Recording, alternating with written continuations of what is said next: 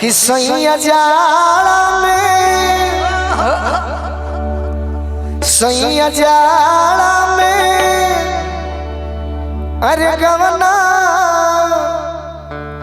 करई रजाई लेखा अरे काम आईती सैया जाड़ा में गवना करई रजाई लेखा काम आईती सैया जाड़ा में गवना करई रजाई लेखा काम आईती सैया जाड़ा में गवना करई रजाई लेखा काम आईती सैया जाड़ा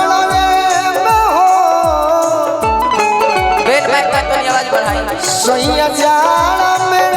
गवना करई रजाई लेखा काम आईती सैया जाड़ा में गवना करई रजाई लेखा काम आईती सैया जाड़ा में गवना करई रजाई लेखा काम आईती सैया जाड़ा में गवना करई रजाई लेखा काम आईती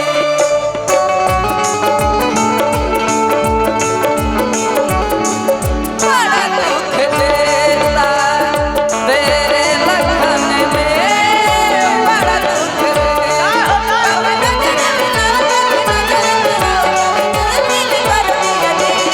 बड़ा दुख देता उतार लो दुनिया राजा कर दी हवाले जवनिया सैया जाड़ा में गवना करई रजाई लेखा काम आईती सैया जाड़ा में गवना करई रजाई लेखा मेहरारू कहते कि हमारा साथ लागता का हो जैसे बराला सैया ए सैया बड़ी सुंदर कलाकार अदिति के तरफ से 500 रुपए के आशीर्वाद आइल बा हां जी बार बार प्रणाम करो आशीर्वाद के बहुत अच्छा बा दम भकमाइल बड़ी है जैसे बराला सैया नारियल के रोसरी पहले ही तैयार वाले कुछ भइल बा काहे हमें वो सही फसैती टंगरी में टंगरी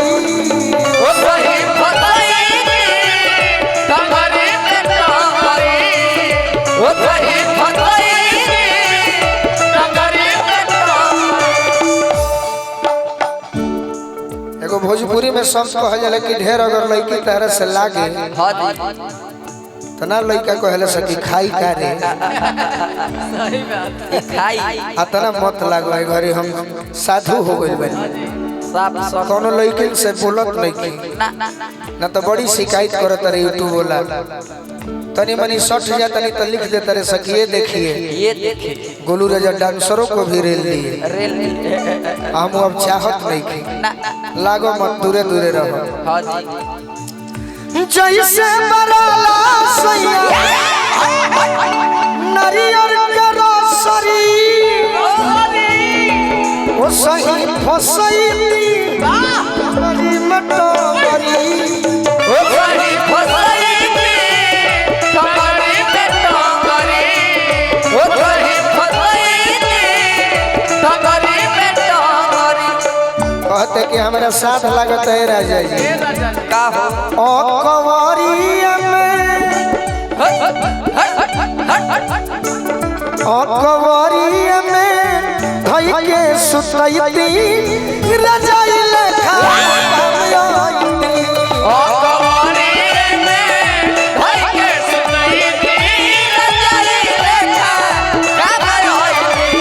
ओ कवारी में भाई के सुनई दी रजाई लेखा काम आईती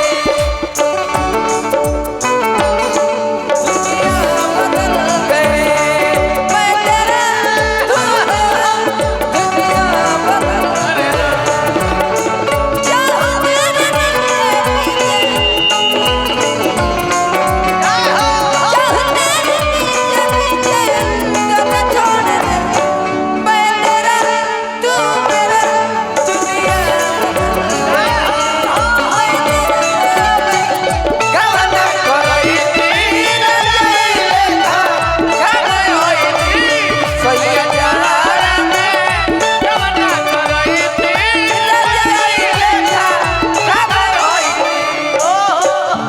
कहतरी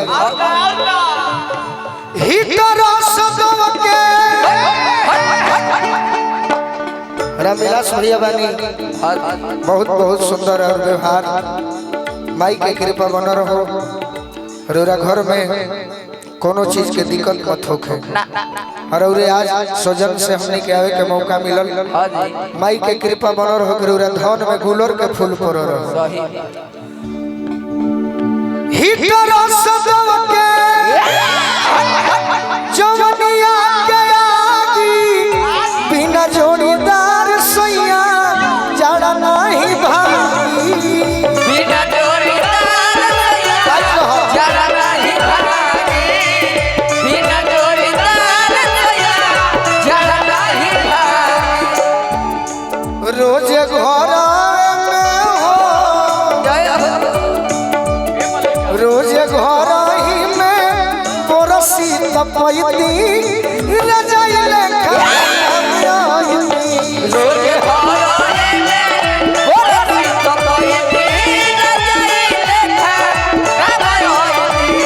रोज घर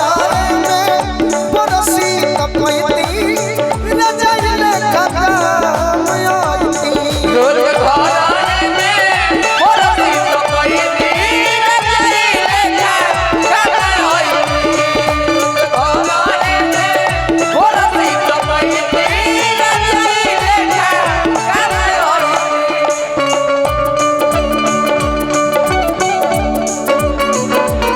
क्या बात है जय हो